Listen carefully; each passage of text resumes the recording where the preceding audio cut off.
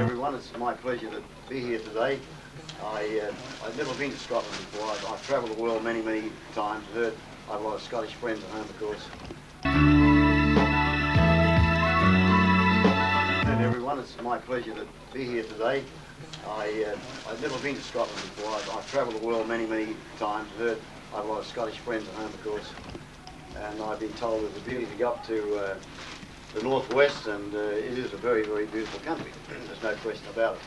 I went out on the Skye and right around the big loop up there, and I really appreciate the scenery over the lochs and the mountains up there. It was very beautiful, and on top of it again, the people were very kind everywhere we went. I realise in the group here you've got some very well performed athletes and coaches, and I'm 74 years of age now, and I still learn.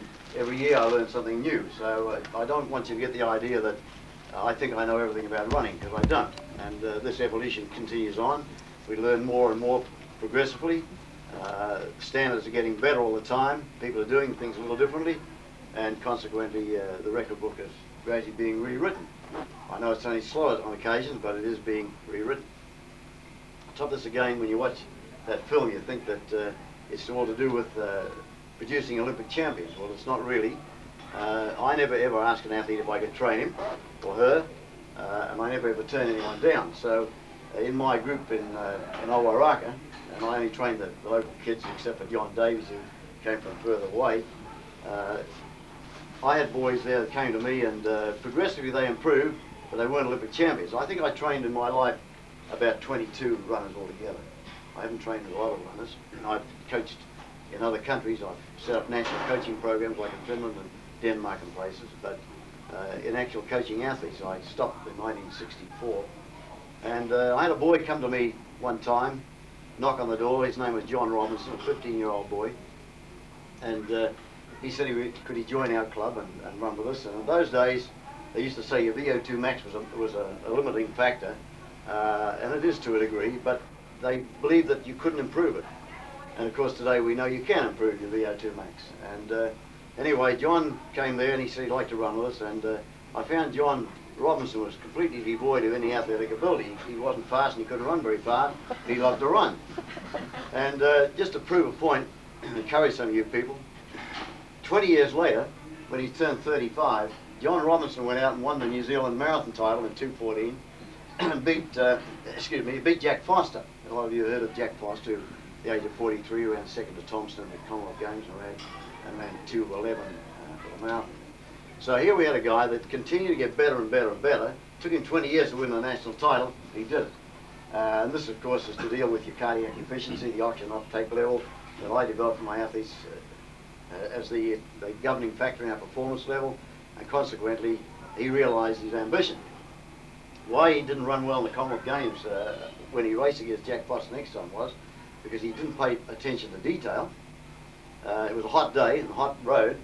He wore the same pair of shoes he wore when he won the New Zealand Championship and beat Jack Foster, but when he put his shoes on, he put them on in a hurry and didn't jam his heel in the back, and consequently there was movement of his foot in the shoe. And when he was running on the hot road, the movement of his foot, he took the skin off both balls of his feet. When he finished, it was just raw meat. We had to lift him off and put him in an ambulance. It's just a point, because sometimes we blame our shoes. When it's not the shoes, sometimes it's you not paying attention to detail. I guess the excitement of the Commonwealth Games and everything, he didn't think about things. But anyway, it's just a point. Now, I know some of you people are competitive athletes, and some of you are joggers and what we say social runners, the people who like to go on the fun runs and try to improve your own performance, and some of you are older and some are younger. And of course we know today that it doesn't matter what age you are, if we keep within our limitations, and we all should know our limitations, it doesn't matter how late you start in life, that we can improve.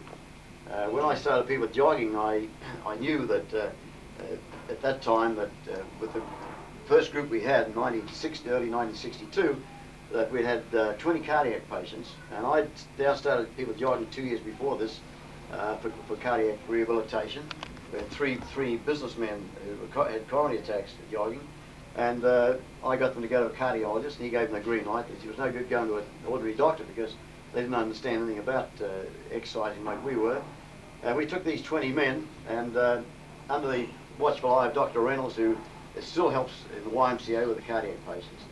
And those guys couldn't have run 50 metres without stopping. And inside of 8 months, we had 8 of them run a full marathon, 26 miles, or 42 kilometres, and they're all alive today, strangely enough. And of course, in those days, the doctors were horrified, and they said, you've got to be very careful. But I had Dr. Sinclair, who was a cardiologist, also an ex-New Zealand mile champion. He gave me warnings and all that, but he also helped, and we gradually developed, showed what could be done. There was a man, the greatest improvement I ever saw in a man, probably my most successful achievement as a coach.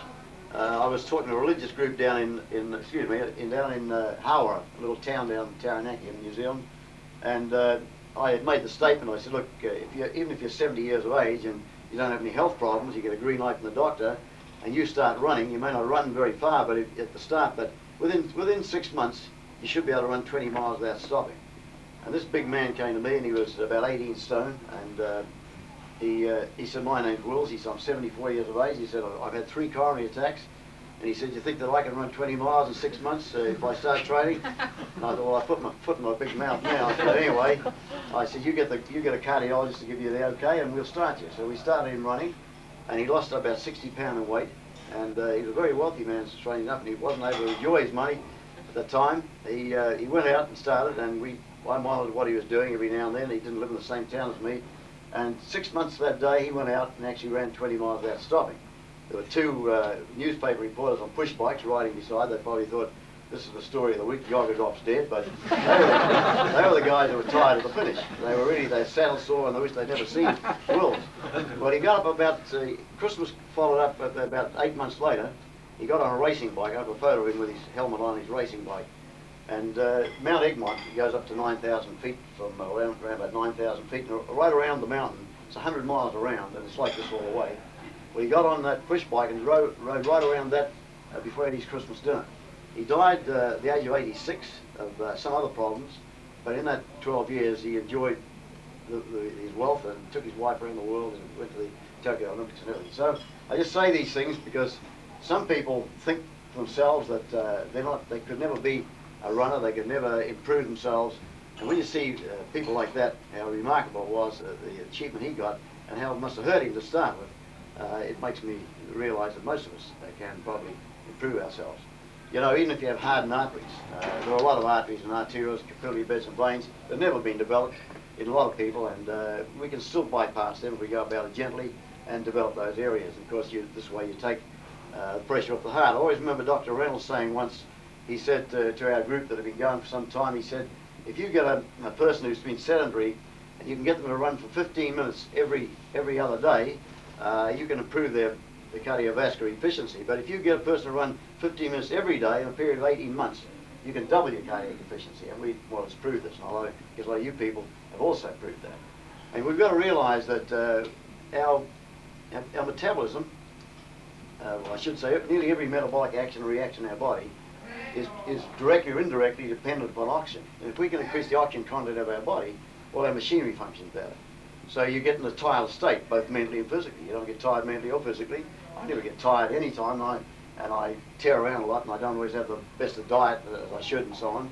But at the same time, you don't get tired, and you don't feel as old as you should feel, I guess. So in other words, this is very important now. We're talking about jogging. The increased oxygen content of the body, and as Dr. Reynolds said, most of us go through our lives, and sometime we'll have a blocked artery. If we have a very good development of various channels, we won't even know it's blocked because it'll be bypassed and probably we'll overcome the problem. But in some cases, where these sedentary people who have very, very poorly developed blood vascular systems, they get a blocked artery, they're in trouble. I remember in the Commonwealth Games in New Zealand in 1974, some exercise physiologists, friends of mine, they were testing people, and they tested some weightlifters. And they found that one of these weightlifters from Malaya, big man who used muscles, his oxygen uptake level was under 1 litre a minute. He was barely getting enough oxygen in his body to keep him alive, let alone do anything else. And and I also have a photo of 2 East German shot putters, big men, and there's a little girl standing at a distance runner standing between them. And she was only half their weight, but her cardiac output was double what the what the big shot putters were. So we've got to, as we get older, we've got to think about this and realise that cardiac efficiency is an important thing, not having big muscles that probably aren't going to help us to avoid cardiac problems later. Right, now, we understand about training. When I started to look at this, and I don't know what they said in that film, I've forgotten, but the point was that I played rugby football like most New Zealanders, and I used to run. I first ran a school, in high school, and I won the steeplechase. I didn't know I could run, but we all had to run it anyway, and I won. And then in 1934, I joined an athletic club. We didn't train, we just went down and raced on our natural ability, and I happened to get a cup. So I have 2 cups. I have one I won the steeplechase at school, has the date on it, 1931, the other one's 34. And when I lost my wife with cancer about 7 years ago, all these damn cups, and I thought, well, I'm not going to clean them, so I put them all in a sack and sent them out the rubbish tip. So I have 2 cups, and I didn't want to be cleaning those damn cups, and they really didn't mean anything to me anymore anyway. And the point was that I had to look at myself, and it was 1945, and I finished playing rugby football, and I looked at myself and I thought, my God, if I'm going to be like those guys at 36 and 40, I'm going to have a pot belly and look unhealthy and smoking, because everyone smoked in those days. No one thought you shouldn't smoke. And I got a doctor's book, and I picked it up, and I read in this doctor's book about the effects of smoking, and I saw a guy who died of lung cancer, and his lung was about like that, all brown and chewed up. It scared the hell out of me, so I got on my running shoes, and I went out for an hour's run. I came back and urinated blood, and I really saw in the chest and everything, and I threw the cigarettes away, and I thought, well, I've got to start to evaluate this. So in the Lydiard Club, we had a library, a small library. There wasn't very much written on running in those days, and I picked up this book by Colonel F.W.M. Webster, who was the founder of Loughborough College, and in that he said that he believed, and when he wrote this book, it was the 1920s, and the world record for the mile was about 4:13. He said, I believe that a man can run under 4 minutes for a mile, and the reason he gave was because he's fast enough to do it. In other words, he said, lots of guys can run 50 seconds for 400 metres and even faster. What they can't do is run 60 seconds 4 times. So it's not speed they want, it's greater endurance.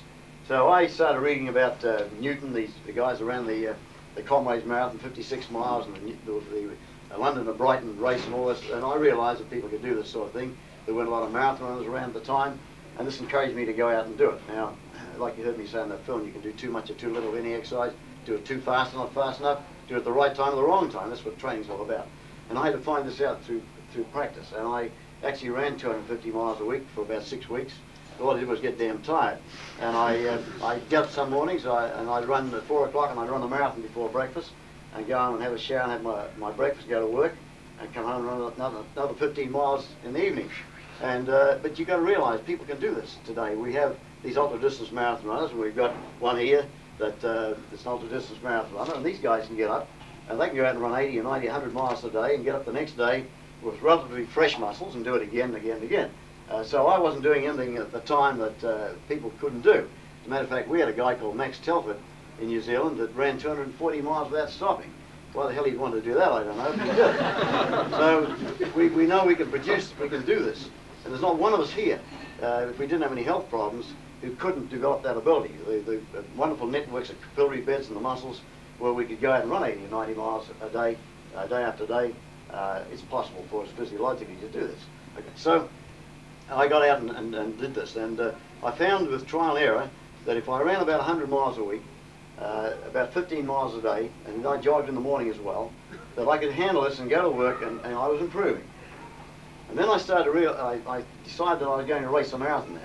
And before this in 1945, because I was running, boys in the area started running. Some of the kids come out and said, could we run with you, Miss Lydiard? I said, okay, just jog around there. We weren't running fast, just jogging around. And 4 of them, these 4 boys, they all got in the Auckland cross-country team. There were 6 in the team. They got in, they went down to the New Zealand Championships, and they finished 1st, 2nd, 3rd, and 5th. So now I'm a coach, because I wasn't a coach, but now I'm a coach. And of course, nothing breeds success like success. So next thing, other kids are coming to me, and so from then on, I think I trained up till 1964 pretty near every middle distance and distance champion of New Zealand in cross country and on track, because we were doing things a little differently to other people. Not because we were better than them, it's simply because we were getting a better balance in our training. We were doing more running than anyone else, and that was the main reason. Okay, so we started to succeed. And progressively, as I went on, I put into practice everything I could read about training. And I found out in a practical way what gave the best results. So if I wanted to bring about a specific result over a number of years, took 13 years, we'd go out and do something and try different methods out, and then we found out what gave the best results. So I wasn't really interested in what the physiologists said or the experts in mechanics. I knew what gave me the best result for specific development, and we stuck to that. And unlike it's happening probably in Finland at the present time, where they've gone back from where I got them up, they've gone back again.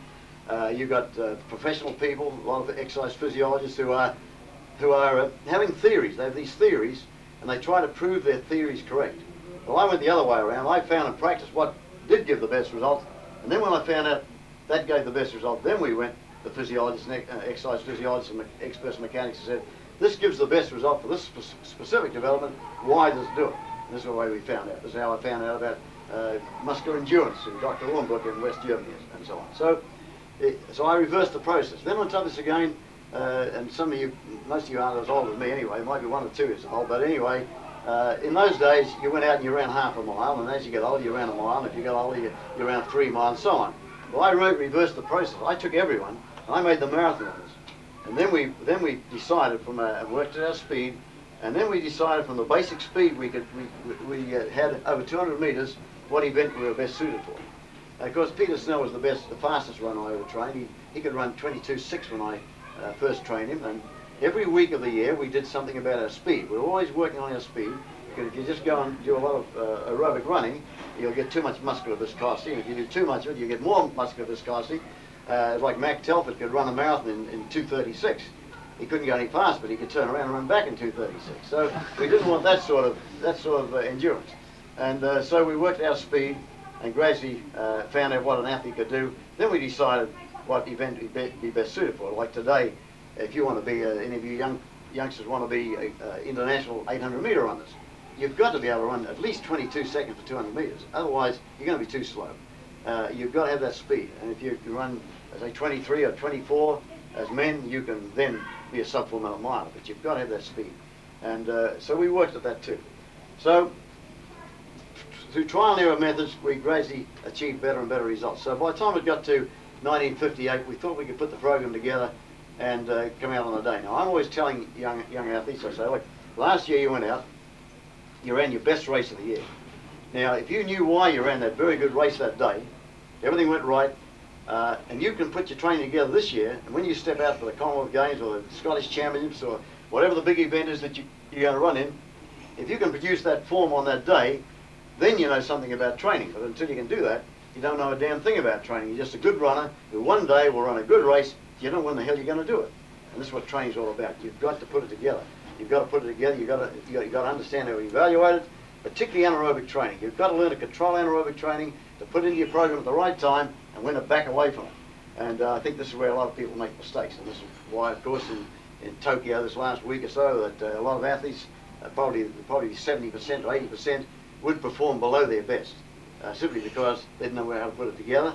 They're good runners, that's why they're there, but they wouldn't get their best performance on the day because they weren't evaluating it properly. Now, if you're not a competitive athlete, if you're just a runner who just wants to go out and jog and keep yourself healthy and go on a fun run and so on, there's no need to go through a program like we would do leading up to a big championship or leading up to a big track meets and so on. After all said and done, there's no need for anaerobic training does not develop cardiac efficiency. It's aerobic training that develops cardiac efficiency. But what we have to understand is if we're going to compete, we've got to understand to keep we've got to keep the physiological and mechanical fundamentals. If we get away from those fundamentals, we're in trouble, right? Now, we've got to understand also, can I write, which one I'm going to write? This one here, is it? We'll pop that over. I put that there so you get a first name here. Now this is not to scale, but just to give you a quick idea. I like to do things easy, and we'll just try and make it.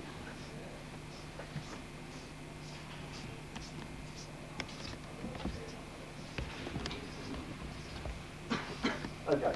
Just say, for instance, this is oxygen uptake levels, or in liters per minute, right? The great endurance athletes in the world today, their oxygen uptake level is up here 7.5 litres per minute, or 80 in excess of 85 millilitres per kilogram. That's why they can beat us, because for relatively the same workload, they're incurring a lower oxygen debt than we are. So when we get to the end, we want to sprint, we've got rigor mortis in our legs, and the other guys take off. So we've got to understand that. And so just to explain it simply, we've got to realize our aerobic development, like I was talking about John Robinson, your aerobic development is an unlimited factor. There's no physiologist in the world who can say what the limit is to your ability to assimilate and transport and use oxygen. They can't tell you, because we can progressively keep developing this. One of the reasons why Lopez was a very fine marathon runner at 36. When I was in America, they said, who's going to win the marathon? I said, well, Lopez. They said, he's too old, he's 36. I said, that's his advantage. If he'd been 26, he wouldn't have won the marathon. He didn't have that background. He had better muscular endurance, better capillary development. He was able to maintain his knee lift and finish on. Okay, so we understand that. Now, just for argument's sake, we get a high school girl. She's got an oxygen uptake level of 3 litres. Some of these high school girls and boys, the good ones will be somewhere between 3.5 and 4.5, right? Okay, we got this girl now. This is her steady state. She's now doing all this long, steady running. That's her steady state, the oxygen, her ability to assimilate, transport, and use oxygen, right? So any efforts down here are aerobic. But anything above that, for her, is anaerobic. You all know what I'm talking about, don't you? Right? Okay, so anaerobic means without oxygen. Simply aerobic means with oxygen. Okay. Now, as human beings, we can only incur an oxygen debt between 15 and 20 litres. We can't turn all our blood into lactic acid.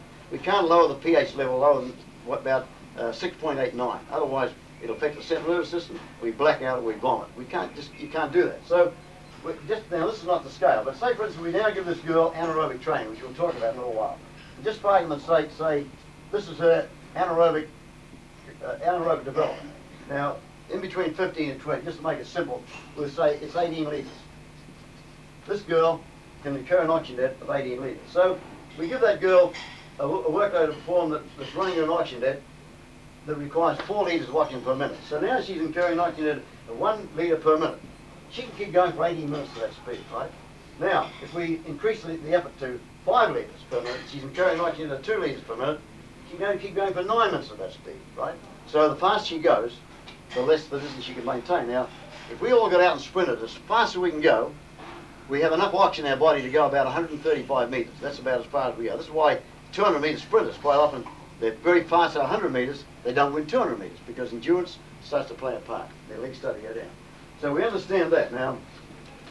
So, of course, we know that if we sprinted flat out 135 metres, we go a little slower, we go a little further. A little slower again, we go a little further. When you're out on that track doing anaerobic repetitions and interval training, all that sort of training, this is what you're doing. You're developing this here. You're not doing anything about that oxygen uptake level. Now, in this girl's case, that's her performance level, right? Now, how am I going to get the performance level up?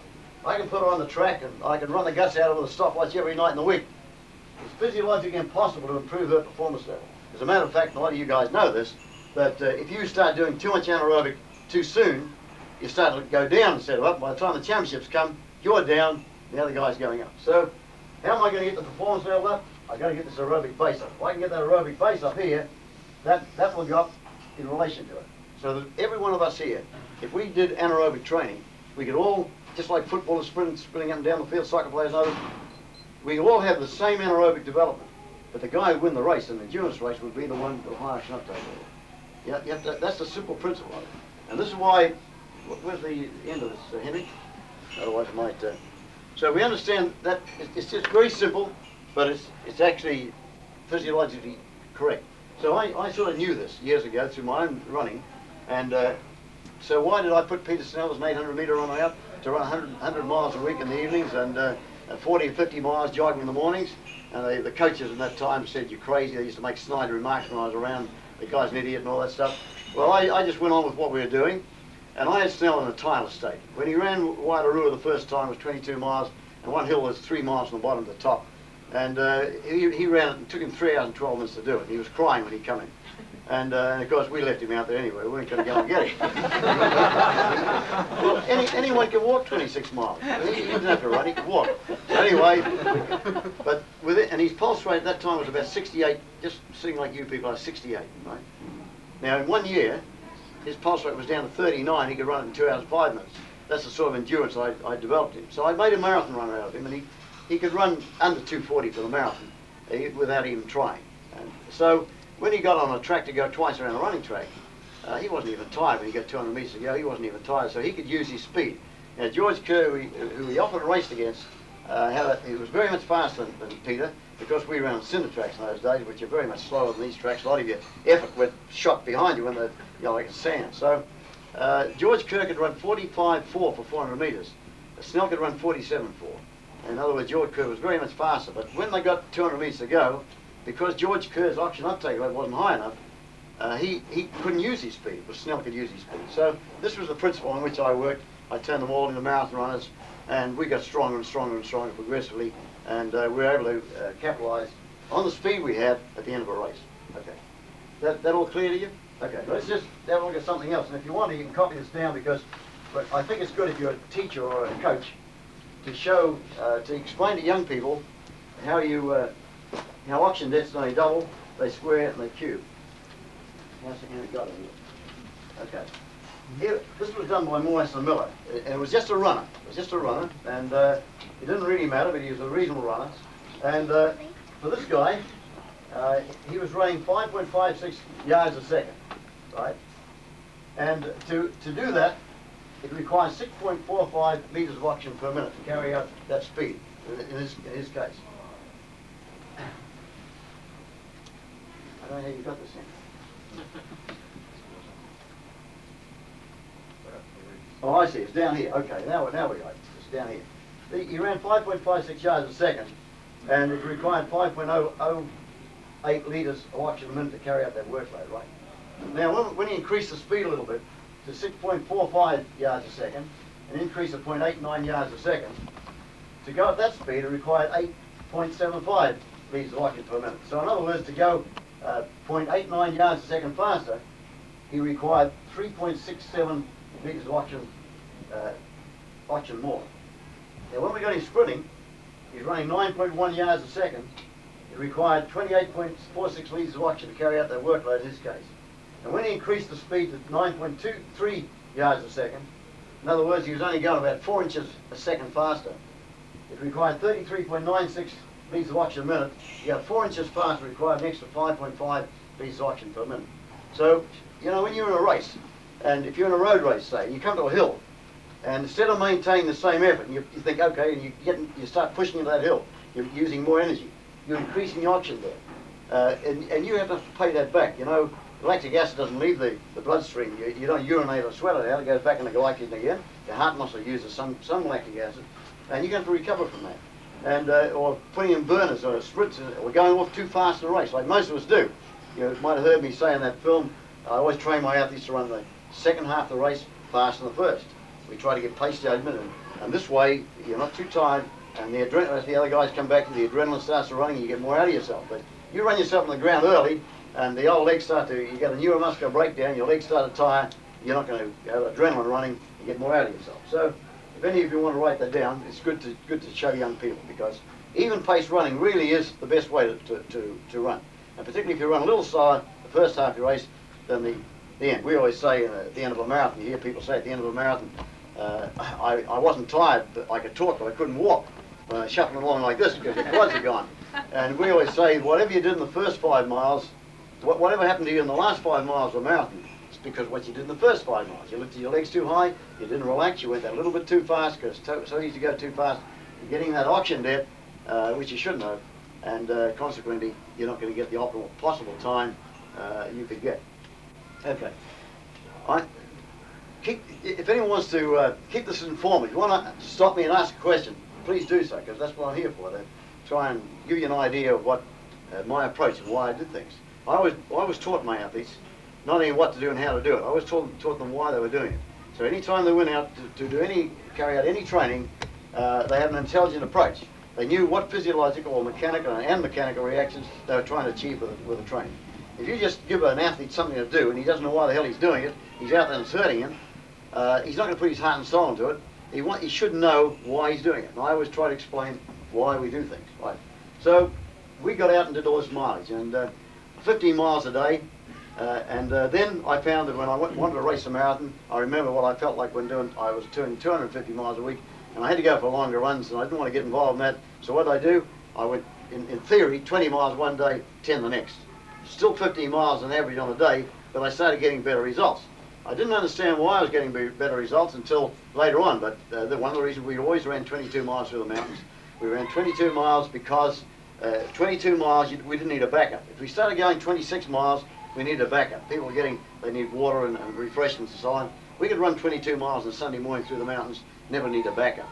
And then on top of this again, we found that it sufficed anyway.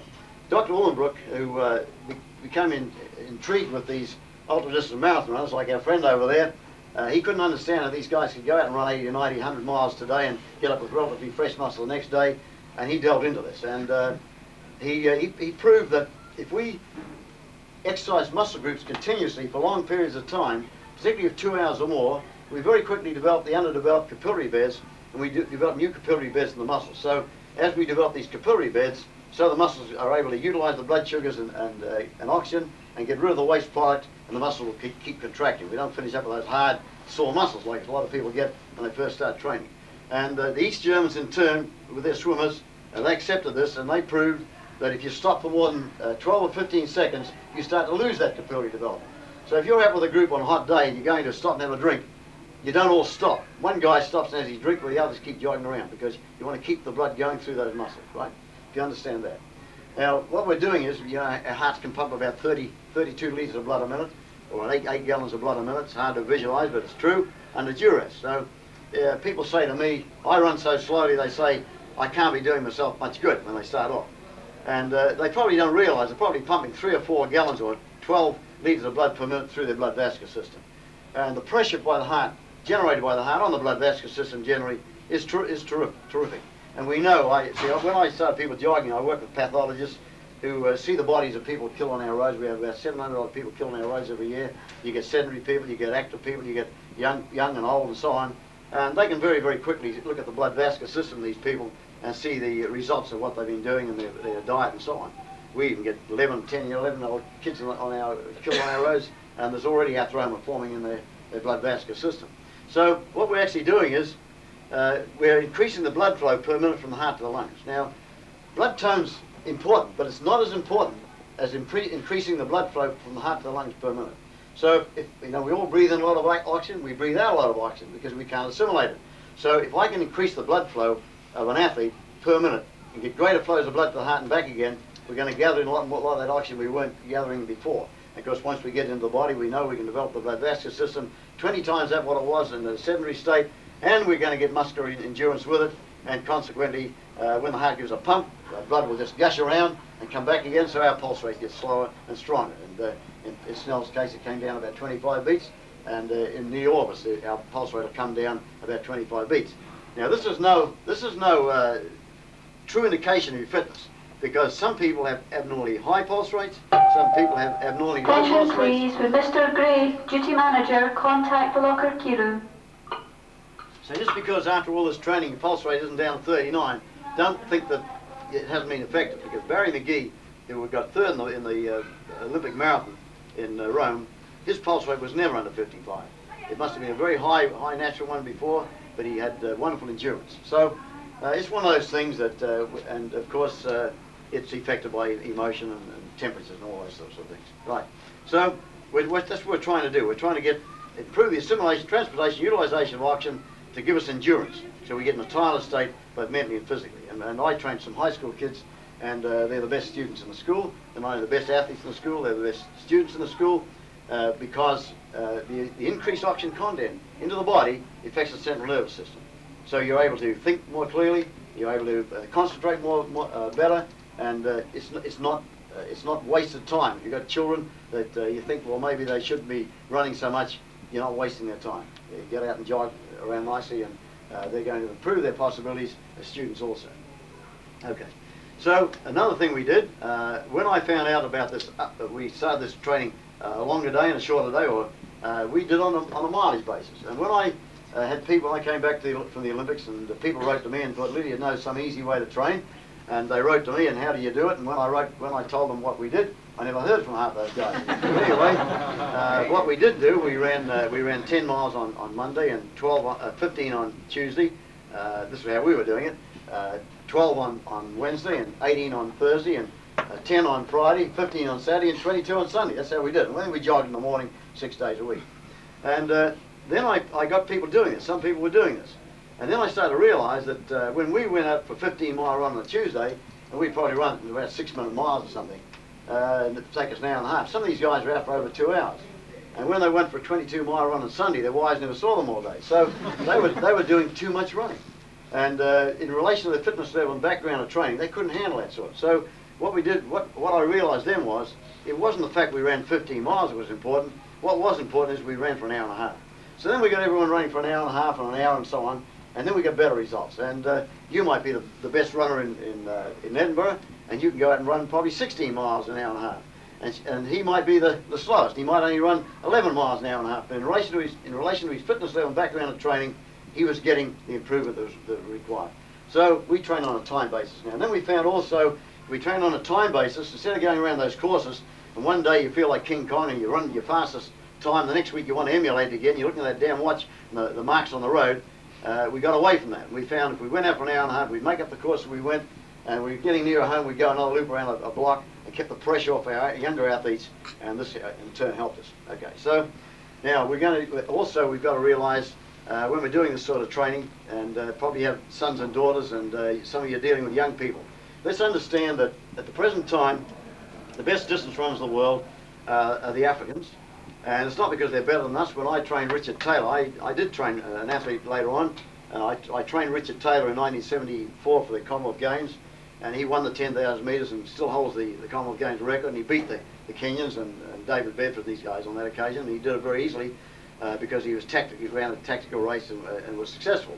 And the only reason I coached him was because I was coaching coaches, and I'd set up the training for Richard Taylor and others, and Richard developed ankylosing spondylitis, which affects only fit young people. We used to think it only affected fit young men, about 1 in every 20,000. Now we have 2 girls in New Zealand that I know have ankylosing spondylitis, because doing what the girls are trained as hard as boys now. And it's an athletic problem, and Richard developed this, and he had to lose his training. Now, he lost about 2 to 3 weeks training. Now, when you lose training, you can't coordinate something you haven't got. So you're going to have to look at your schedule and say, now what did I miss in this? And you're going to have to mix the training, which isn't always the best thing to do. You're going to have to fit in what you've missed into the remaining weeks. So I took over the training of Richard Taylor, and consequently we were able to get him through, and he won the Commonwealth Games 10,000 metres. So, but what we have to understand is that the Africans are beating us, not because they're better than us, simply because they're training better than us. And these guys run to school, they run home. Some of them 10 miles to school, 10 miles home. I always remember Biwott, after the Mexican Olympics, Sports Illustrated in America wrote this article about Biwott. Here's this little black guy, he won the steeplechase. And they said, here's a guy that never had a coach and never even had good food, but he won an Olympic gold medal. Now, when you start to look at it, he was running 10 miles to school every morning and 10 miles home 5 days a week. Every week he went to school, he's running about 100 miles a week. Just imagine a little guy, he puts his school bag on his back, he trots off, no pressure, nothing to worry, just trot along the road, right?